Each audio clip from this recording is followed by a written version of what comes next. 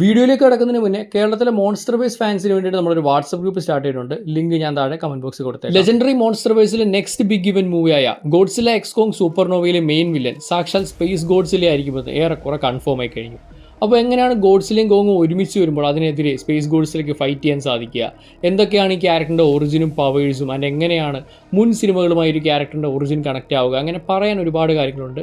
So അതിനെക്കുറിച്ച് നമുക്ക് ഇന്നത്തെ ഡീറ്റെയിൽ ഡിസ്കസ് ചെയ്യാം. Welcome to Showdown Talkies. ഞാൻ ശ്രീനന്ദൻ ചെങ്ങന്നൂർ.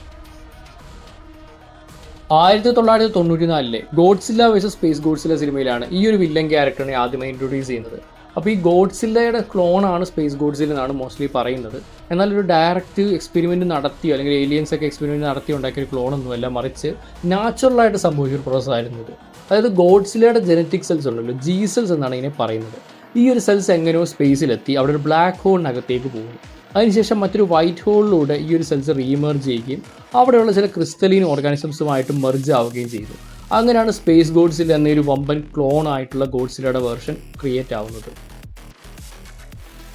അപ്പോൾ എങ്ങനെയായിരിക്കും ഭൂമിയിലുള്ള ഗോഡ്സില്ലയുടെ ജി സെൽസ് ട്രാവൽ ചെയ്ത് സ്പേസിലേക്ക് എത്തിയിട്ടുണ്ടാവുക? അതിന് മൾട്ടിപ്പിൾ തിയറീസ് ഈ സിനിമയിൽ തന്നെ പറയുന്നുണ്ട്. അതിൽ ഏറ്റവും പ്രധാനപ്പെട്ട ഒന്നാണ് ബയോലാൻഡയുടേത്. 1989 ഗോഡ്സില്ല വേഴ്സസ് ബയോലാൻഡയിലാണ് ഈ വില്ലൻ ആദ്യമായി പ്രത്യക്ഷപ്പെടുന്നത്. 1984 പുറത്തിറങ്ങിയ ദ റിട്ടേൺ ഓഫ് ഗോഡ്സില്ലയുടെ സീക്വലായിരുന്നു ഗോഡ്സില്ല വേഴ്സസ് ബയോലാൻഡെ. ആ സിനിമയിൽ ഏറ്റവും അവസാനം മൗണ്ട് മിഹാര എന്ന അഗ്നിപർവ്വതത്തിൽ ട്രിക്ക് ചെയ്ത് മനുഷ്യർ ഗോഡ്സില്ലയെ തടവിലാക്കുകയാണ്. അതിനുശേഷം ഗോഡ്സില്ലയുടെ സെൽസ് റിസർച്ചിനൊക്കെ ആയിട്ട് മിഡിൽ ഈസ്റ്റിനുള്ള സറേഡി എന്ന രാജ്യത്തിലേക്ക് അയക്കുകയാണ്. സറേഡിയ റിയൽ ലൈഫിലുള്ള ഒരു രാജ്യമല്ല, സിനിമയ്ക്ക് വേണ്ടി ഉണ്ടാക്കിയ ഒരു ഫിക്ഷണൽ രാജ്യമാണ്. ഡോക്ടർ ജെൻഷിറോ ഷിറഗാമിയും അദ്ദേഹത്തിന്റെ മകൾ എറിക്കയും ചേർന്ന് ഗോഡ്സില്ലയുടെ സെല്ലുകൾ റിസർച്ച് ചെയ്യാൻ തുടങ്ങി. ഗോഡ്സില്ലയുടെ റീജനറേറ്റീവ് എബിലിറ്റീസ് ഡ്യൂപ്ലിക്കേറ്റ് ചെയ്ത് ചെടികളുടെ സെല്ലുകളിലേക്ക് മെർജ് ചെയ്താൽ വരണ്ടു കിടക്കുന്ന മരുഭൂമിയുള്ള സറേഡിയിൽ ഒരിക്കലും നശിക്കാത്ത ചെടികൾ ഉണ്ടാക്കാമെന്ന് അവർ കണ്ടുപിടിക്കുന്നു.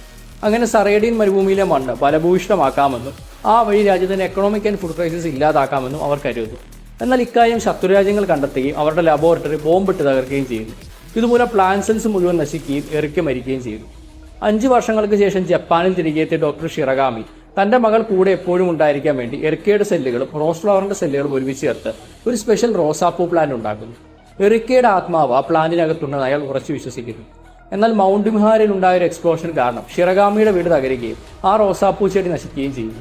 വീണ്ടും ഈ റോസാപ്പൂ സൃഷ്ടിക്കാൻ വേണ്ടി അയാൾ ശ്രമിക്കുമ്പോൾ ഒരിക്കലും അത് നശിക്കാതിരിക്കാൻ വേണ്ടി ഗോഡ്സില്ലയുടെ സെല്ലുകൾ കൂടി ഇതുമായി മെർജ് ചെയ്യുന്നു. എന്നാൽ ഇതുമൂലം റോസ് പ്ലാന്റിന് മ്യൂട്ടേഷൻ സംഭവിക്കുകയും ഒരു പ്ലാന്റ് മോൺസ്റ്ററായത് മാറുകയും ചെയ്യുന്നു. അങ്ങനെയാണ് ബയോലാൻഡെ ഉണ്ടാകുന്നത്. പിന്നീട് വേറെ വഴിയില്ലാതെ ബയോലാൻഡെ നേരിടാൻ ഗോഡ്സില്ലയെ തന്നെ ജാപ്പനീസ് ഗവൺമെന്റ് തിരികെ ഇറക്കുന്നു. അങ്ങനെ ഗോഡ്സില്ലയും ബയോലാൻഡയും തമ്മിൽ ഏറ്റുമുട്ടുന്നു. ഒരു പ്രാവശ്യം ഗോഡ്സില്ല ബയോലാൻഡെ നശിപ്പിച്ചെന്ന് കരുതിയെങ്കിലും വീണ്ടും ട്രാൻസ്ഫോം ചെയ്ത് കുറച്ചുകൂടി വലിയ മോൺസ്റ്ററായി ബയോലാൻഡ് തിരികെ വരികയും ചെയ്യുന്നു. ബയോലാൻഡയുടെ ഉള്ളിൽ എറിക്കയുടെ ആത്മാവ് ഉണ്ടാകുമെന്ന് ഡോക്ടർ ഷിറഗാമി വിശ്വസിക്കുന്നു. എന്തായാലും അവസാനം ഗോഡ്സില്ല ബയോലാൻഡെ നശിപ്പിക്കുകയും ബയോലാൻഡ് പൊടിപടങ്ങളായി ആകാശ നക്ഷത്രങ്ങളിലേക്ക് പോവുകയും ചെയ്യും.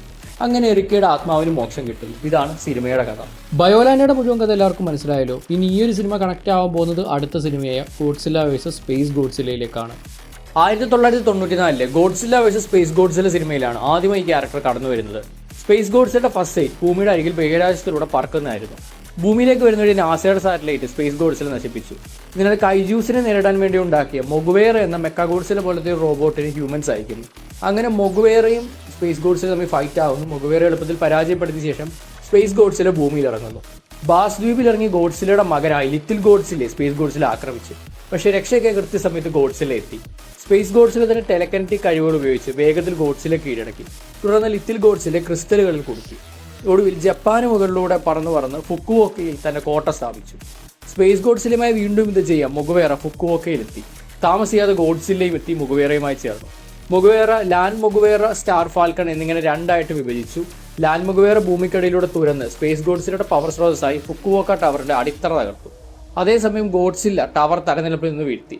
പിന്നീട് ഗോഡ്സില്ലയ്ക്ക് ഫൈറ്റിൽ മുൻതൂക്കം ഉണ്ടായിരുന്നു. മൊഗുവേറ ഗ്രനേഡുകൾ ഉപയോഗിച്ച് സ്പേസ് ഗോഡ്സില്ലയുടെ ഷോൾഡർ ക്രിസ്റ്റൽ നശിപ്പിക്കുകയും ഗുരുതരമായി ദുർബലപ്പെടുത്തുകയും ചെയ്തു. പ്രതികാരമായി സ്പേസ് ഗോഡ്സില്ല മൊഗുവേറയുടെ ഒരു കൈ പൊട്ടിത്തെറിപ്പിക്കുകയും പാലിൽ തറച്ച് അടുത്തുള്ള കെട്ടിടത്തിലേക്ക് എറിയുകയും ചെയ്തു. കേടുപാടുകൾ സംഭവിച്ച യന്ത്രത്തെ യുദ്ധത്തിലേക്ക് തിരിച്ചുകൊണ്ടുവരാൻ മൊഗുവേറയുടെ ക്രിയേറ്ററായ അകിര യുക്കി ശ്രമിച്ചു. എന്നിരുന്നാലും മെഷീന്റെ കേടുപാടുകൾ നിയന്ത്രിക്കുന്നത് മിക്കവാറും അസാധ്യമാക്കി. കൂടാതെ മൊഗുവേറ നിരവധി കെട്ടിടങ്ങളിൽ ഇടിച്ച് അത് അവിടെ പൂർണ്ണമായിട്ട് പ്രവർത്തനരഹിതമായി മാറി. സ്പേസ് ഗോഡ്സില്ല എഴുന്നേക്കാൻ പാടുപെടുമ്പോൾ ഗോഡ്സില്ല തന്നെ ചുവന്ന അറ്റോമിക് ബ്രത്ത് ഉപയോഗിച്ച് പലതവണ അറ്റാക്ക് ചെയ്തു. സ്പേസ് ഗോഡ്സില്ല ഒരു ദുർബലമായ ഗർജനം പുറപ്പെടുവിക്കുകയും ഒടുവിൽ പൊട്ടിത്തെറിക്കുകയും ചെയ്തു. അപ്പോൾ ഇത്രയുമാണ് ഗോഡ്സില്ല vs സ്പേസ് ഗോഡ്സില്ല സിനിമയുടെ കഥ. എന്നാൽ ഈ മോൺസ്റ്റർ എങ്ങനെ ഉണ്ടെന്നുള്ള ഒറിജിനൽ കാര്യങ്ങളോ നമ്മൾ ഇതുവരെ പറഞ്ഞില്ല. സോ ഒരു സിനിമയിൽ ഹ്യൂമൻസ് അനുമാനിക്കുന്നത് ഗോഡ്സില്ല സെൽസ് എങ്ങനെ ബഹിരാകാശത്തേക്ക് പോയി ഒരു ബ്ലാക്ക് ഹോളിൽ വീഴുകയും ഒരു വൈറ്റ് ഹോളിൽ നിന്ന് ഉയർന്നു വരികയും ക്രിസ്റ്റലീൻ ഓർഗാനിസംസ് സ്വാംശീകരിച്ച് അതിവേഗം ഇവോൾവ് ആവുകയും കൂടാതെ നക്ഷത്രങ്ങൾ പൊട്ടിത്തെറിക്കുമ്പോൾ എനർജിയോട് എക്സ്പോസ്ഡ് ആവുകയും ചെയ്യുന്നു. അങ്ങനെയാകെ എവല്യൂഷൻ സംഭവിച്ച് സ്പേസ് ഗോഡ്സില്ല എന്ന വലിയൊരു മോൺസ്റ്ററായിട്ട് മാറിയത്. എന്നാൽ ഈ ഗോഡ്സില്ല സെൽസ് ബ്ലാക്ക് ഹോളിലേക്ക് വീഴാൻ കാരണം എന്താണെന്ന് കൃത്യമായിട്ട് അറിയില്ല. സിനിമയിൽ 2 വിശദീകരണങ്ങൾ നൽകിയിട്ടുണ്ട്. ഒന്നുകിൽ നമ്മൾ കഴിഞ്ഞ വീഡിയോയിൽ പറഞ്ഞു ഗോഡ്സില്ലയുടെ മുൻ ക്ലോണായ ബയോലാൻഡയുടെ കോശങ്ങൾ 1990-ൽ ഗോഡ്സില്ലയുമായി യുദ്ധം ചെയ്ത് ബഹിരാകാശത്തേക്ക് അവസാനം ഉയർന്നു പോയപ്പോൾ ഭൂമിയുടെ ഭ്രമണത്തിൽ നിന്ന് രക്ഷപ്പെട്ടു. അല്ലെങ്കിൽ 1993-ലെ സിനിമയിൽ മോത്ര ഭൂമിയിലേക്ക് വന്നൊരു ഉൽക്ക തടയാൻ ഔട്ടർ സ്പേസിലേക്ക് പോയപ്പോൾ അറിയാതെ ഗോഡ്സില്ല സെൽസ് തന്നെ ചിറകിൽ കൊണ്ടുപോയി അങ്ങനെ സ്പേസിൽ അത് ഒഴുകി നടന്നാകാം. 2019-ൽ ഇറങ്ങിയ ഗോഡ്സില്ല ഡിഫൻസ് ഫോഴ്സ് ഗെയിമിൽ മോത്രയാണ് കാരണമെന്ന് പറയുന്നുണ്ട്. ഗോഡ്സില്ല വില്ലന്മാരിൽ one of the most intelligent ആണ് സ്പേസ് ഗോഡ്സില്ല. പ്ലാൻഡ് കോമ്പാറ്റ് സ്ട്രാറ്റജിയൊക്കെ സിനിമയിൽ ഒരുപാട് കാണാൻ പറ്റുന്നുണ്ട്. ബിൽഡിങ്സിൽ നിന്നൊക്കെ പവർ ഹാർവെസ്റ്റ് ചെയ്യുന്നത്, ഗോഡ്സില്ലയുടെ മകൻ ലിറ്റിൽ ഗോഡ്സില്ല ട്രാപ്പ് ചെയ്യുന്നത്, അങ്ങനെ ഒരുപാട് തന്ത്രങ്ങൾ. റാൻഡമായ ഒരു ഡിസ്ട്രക്ഷനോ അല്ലെങ്കിൽ മൈൻഡ് കൺട്രോളോ ഒന്നുമല്ല, ഭൂമിയെ കീഴടക്കുക എന്നായിരുന്നു സ്പേസ് ഗോഡ്സില്ലയുടെ ലക്ഷ്യം. ഗോഡ്സില്ല തോപ്പിച്ചു കഴിഞ്ഞാൽ ഭൂമി തനിക്കെതിരെ ഡിഫൻസ്ലെസ് ആണ്, അങ്ങനെ ഭൂമി തന്റെ സാമ്രാജ്യമാക്കി മാറ്റാം. അതായിരുന്നു സ്പേസ് ഗോഡ്സില്ലയുടെ ലക്ഷ്യം. ഇനി നമുക്ക് സ്പേസ് ഗോഡ്സില്ലയുടെ പവേഴ്സ് ആൻഡ് എബിലിറ്റീസ് എന്തൊക്കെയാണെന്ന് നോക്കാം. ഫോട്ടോൺ റിയാക്റ്റീവ് ഷീൽഡ്, ഒരു ക്രിസ്റ്റൽ ലൈക്ക് ഷീൽഡ് ആണ് photon reactive shield. So basically space ഗോഡ്സില്ലയുടെ ഓൾമോസ്റ്റ് എല്ലാ പവേഴ്സും ക്രിസ്റ്റൽ ബേസ്ഡ് ആണ്. കൊറോണ ബി, ഗോഡ്സില്ലയ്ക്ക് അറ്റോമിക് ബ്രത്ത് ഉള്ളതുപോലെ തന്നെയാണ് സ്പേസ് ഗോഡ്സില്ലയ്ക്കുള്ള എനർജി ബീമായ corona beam. Gravity tornado, so ഇതൊരു പ്രത്യേകതരം ടെലക്കിനിസം ആണെന്ന് പറയാം. ഈ ഒരു കൈജുവിന് ഒരുപാട് പറക്കാനും ഫ്ലോട്ട് ചെയ്ത് നടക്കാനും ഒക്കെ സാധിക്കും. ഇപ്പോൾ ഗോഡ്സില്ലയുടെ ഷേപ്പിലൊക്കെയുള്ള കൈജൂസിന് അതൊരിക്കലും മിക്കതും പോസിബിൾ അല്ല, പക്ഷേ സ്പേസ് ഗോഡ്സില്ലയ്ക്ക് അത് സാധിക്കും. ജിയോകെനസിസ്, അതേപോലെ തന്റെ വില്ലിനനുസരിച്ചിട്ട് ഇഷ്ടംപോലെ മാസീവ് ടവറിംഗ് ക്രിസ്റ്റൽസ് ഗ്രൗണ്ടിൽ ഉണ്ടാക്കാൻ ഈ ഒരു ക്യാരക്ടറിന് സാധിക്കും. എനർജി മാനിപ്പുലേഷൻ, അതായത് തന്റെ മനസ്സിന്റെ എബിലിറ്റി വെച്ചിട്ട് എനർജി മാനിപ്പുലേറ്റ് ചെയ്യാൻ പറ്റും. ഇപ്പോൾ ഈ കൊറോണ ബീം വിടുമ്പോഴത്തേക്ക് മൾട്ടിപ്പിൾ ഡയറക്ഷൻസിലോട്ട് വിടാൻ പറ്റും. അതേപോലെ തന്നെ ജസ്റ്റ് ടച്ച് ചെയ്തിട്ട് എനർജിയൊക്കെ കണ്ടക്ട് ചെയ്യാൻ പറ്റും. ഇത് സ്പേസ് ഫ്ലോ എന്ന് പറയുന്ന വേറൊരു പവറാണ്. അടുത്ത ഹോമിംഗ് ഗോസ്റ്റ്, അതായത് ജസ്റ്റ് തിൻ എയറിൽ നിന്ന് ക്രിസ്റ്റൽസ് ഉണ്ടാക്കാൻ ഈ ഒരു ക്യാരക്ടറിന് സാധിക്കും. ഫോട്ടോൺ ഹുറിക്കേൻ, അതായത് ഒരു റിംഗ് ഷേപ്പ് ഇലക്ട്രോമാഗ്നറ്റിക് വേവ് ആണ് ഈ ഒരു സംഭവം. ഈ ഒരു ഫോട്ടോ ഹുറിക്കാന്റെ ഒരു പ്രത്യേകത വെച്ചാൽ ഇലക്ട്രിക്കൽ ഇൻസ്ട്രുമെന്റ്സിനെയൊക്കെ ഡിസ്ട്രപ്റ്റ് ചെയ്യും. അതായത് ഈ മൊഗ്വേറെ ആദ്യം തോപ്പിക്കുന്നത് ഈ ഒരു റിംഗ് ഷേപ്പ് ഇലക്ട്രോമാഗ്നറ്റിക് വേവ്, അതായത് ഈ ഫോട്ടോൺ ഹുറിക്കാൻ പുറത്തു വിട്ടിട്ടാണ് മൊഗ്വേറെയാണ് തോപ്പിക്കുന്നത്. സോ ഈ മെക്ക ബേസ്ഡ് മോൺസ്റ്റേഴ്സിനെയൊക്കെ തോപ്പിക്കാൻ വേണ്ടിയുള്ളൊരു സ്പെഷ്യൽ പവറാണെന്ന് തന്നെ പറയാം. പിന്നുള്ള സ്പീഡാണ്, അതായത് ഈ ഔട്ടർ സ്പേസിലാണെന്നുണ്ടെങ്കിൽ സ്പീഡ് ഓഫ് ലൈറ്റ് വരെ എത്താൻ ഈ ഒരു കൈജൂന് സാധിക്കും എന്നുള്ള വലിയ വണ്ടർ ആയിട്ടുള്ള ഒരു ഫാക്റ്റ് ആണ്. അതേപോലെ തന്നെ ആ ഒരു സമയത്തും കൊറോണ ബീം അടക്കമുള്ള ഒരുപാട് പവേഴ്സും യൂസ് ചെയ്യാൻ സാധിക്കും. എന്നാൽ ഭൂമിയുടെ അറ്റ്മോസ്ഫിയറും കാര്യങ്ങളും വെച്ചിട്ട് ഇവിടെ ഒരിക്കലും അത്രയും സ്പീഡിൽ ഈ ഒരു കൈജൂന് പെർഫോം ചെയ്യാൻ സാധിക്കില്ല. അപ്പോൾ ഞാൻ നേരത്തെ പറഞ്ഞ പോലെ കിങ് ഗിഡോറ എടുത്തു കഴിഞ്ഞാൽ സ്പേസ് എന്ന ടെറിട്ടറി ഇതൊരു മോൺസ്റ്റേഴ്സിനെ എക്സ്പ്ലോർ ചെയ്തിട്ട് ഈ ഗോഡ്സില്ല കോങ് അടക്കമുള്ള മാനം മുട്ടുന്ന മോൺസ്റ്റേഴ്സിനെ കൈജു എന്നാണ് ജാപ്പനീസിൽ പറയുക. ജപ്പാൻകാരാണ് കൈജു എന്നൊരു ഹോൾ സബ് ജേണർ തന്നെ വേൾഡ് വൈഡ് പോപ്പുലർ ആക്കുന്നത്. ഇപ്പോൾ അത് ഹോളിവുഡിൽ നിന്ന് മോൺസ്റ്റർ വൈസ് അടക്കമുള്ള കണ്ടന്റുകളും വരുന്നു. എന്നാൽ നമ്മുടെ ഇന്ത്യക്ക് പ്രോപ്പറായിട്ടൊരു കൈജു കണ്ടന്റ് ഇതുവരെ ഇല്ല. പക്ഷേ ഇപ്പോൾ മലയാളത്തിൽ നമ്മുടെ ഇന്ത്യയിലെ ആദ്യ കൈജു നോവൽ അണിയറയൊരുങ്ങുകയാണ്. അതാണ് കൈജു യുഗ. 2026 റിലീസാവാൻ പോകുന്ന ഈ നോവൽ പബ്ലിഷ് ചെയ്യുന്നത് കാന്തമലചരിതം ജഹന്നെ അടക്കമുള്ള ഹിറ്റ് നോവലുകൾ ഇറക്കിയിട്ടുള്ള എറ പബ്ലിക്കേഷൻസ് ആണ്. അതിൻ്റെ ഒരു പെയ്ഡ് പ്രൊമോഷൻ ഒന്നുമല്ല, കാരണം ഈ നോവൽ എഴുതുന്നത് ഞാൻ തന്നെയാണ്. അതെ, ഇത്രയും കാലം യൂട്യൂബിൽ ഈ മോൺസ്റ്റർ വേഴ്സും ബാക്കിയുള്ള മോൺസ്റ്റേഴ്സിനെ പറ്റിയൊക്കെ പറഞ്ഞു നടന്നിട്ട് ഇപ്പോൾ സ്വന്തമായിട്ടൊരു കണ്ടന്റ് ആദ്യമായി ഞാൻ എഴുതാൻ പോകുന്ന നോവലാണ്. അത് തന്നെ ഇത്തരത്തിലൊരു കണ്ടന്റ് ആയതിൽ ഒരുപാട് സന്തോഷമുണ്ട്. പിന്നെ ഈ പറഞ്ഞ മോൺസ്റ്റർ വേഴ്സും ടോഹോ സിനിമകളുടെയൊക്കെ റിപ്പ് ഓഫ് ആയി മാറാതെ നമ്മുടെ ഇന്ത്യയുടേതായ ഒരു യുണീക്ക് കണ്ടന്റ് ഉണ്ടാക്കാനാണ് ഞാൻ ശ്രമിക്കുന്നത്. സോ നോവൽ ഈ പറഞ്ഞ പോലെ 2026 പകുതി അല്ലെങ്കിൽ ടുവേർഡ്സ് ദ എൻഡ് ആയിരിക്കും റിലീസ്. ഞാനിപ്പോൾ അതിൻ്റെ വർക്ക്സിലിരിക്കുകയാണ്. സോ എല്ലാവരുടെ സപ്പോർട്ട് ഉണ്ടാവുമെന്ന് പ്രതീക്ഷിക്കുന്നു. നോവലിൻ്റെ അപ്ഡേറ്റ്സ് ഒക്കെ ഞാൻ അപ്പോൾ തന്നെ വീഡിയോസിലൂടെയൊക്കെ ഇൻഫോം ചെയ്യാം. അപ്പോൾ സ്പേസ് ഗോഡ്സില്ലയുടെ ഒറിജിൻ മോൺസ്റ്റർ വേഴ്സിൽ എങ്ങനെയായിരിക്കും നമ്മൾ പല തിയറീസ് പറഞ്ഞു. ബയോലാൻഡെ കൊണ്ടുവരാതിരിക്കാം, അല്ലെങ്കിൽ മോത്രയുമായി കണക്ട് ചെയ്യാം. ഇതൊന്നുമല്ലാതെ വരുന്ന മറ്റൊരു പോസിബിലിറ്റി ആണല്ലോ കിങ് ഗിഡോറയുമായി കണക്ട് ചെയ്ത് പുതിയൊരു ഹോൾ ന്യൂ ഒറിജിൻ ഉണ്ടാക്കുക എന്നുള്ളത്. കാരണം ആ ഒരു ക്യാരക്ടർ മോൺസ്റ്റേഴ്സിൽ ഉണ്ടാക്കിയ ഇമ്പാക്റ്റ് ഭീകരമായിരുന്നു. നെക്സ്റ്റ് സിനിമയെ മെക്ക ഗോഡ്സിലെ ഉണ്ടാവാൻ കാരണവും ഈ പറഞ്ഞ കിങ് ഗിഡോറയായിരുന്നു. ഇനി ഇതൊന്നും അല്ലാതെ പുതിയൊരു പോസിബിലിറ്റി കൂടിയുണ്ട്. അതാണ് ടൈറ്റൻ എക്സ്. ഈ മാസം റിലീസാകാൻ പോകുന്ന Monarch legacy of monster season 2 main വില്ലനാണ് ടൈറ്റൻ എക്സ്. അപ്പോൾ അറിയാത്തവർക്കായിട്ട് പറയാം, ഈ പറഞ്ഞ ഗോഡ്സില്ല കോങ് സിനിമകൾ മാത്രമല്ല ഒരു സീരീസും ഈ യൂണിവേഴ്സിലുണ്ട്. അതാണ് മൊണാർക്ക് ലെഗസി ഓഫ് മോൺസ്റ്റേഴ്സ്. ഇതിൻ്റെ ആദ്യ സീസൺ 2 വർഷം മുന്നേ ഇറങ്ങിയിരുന്നു.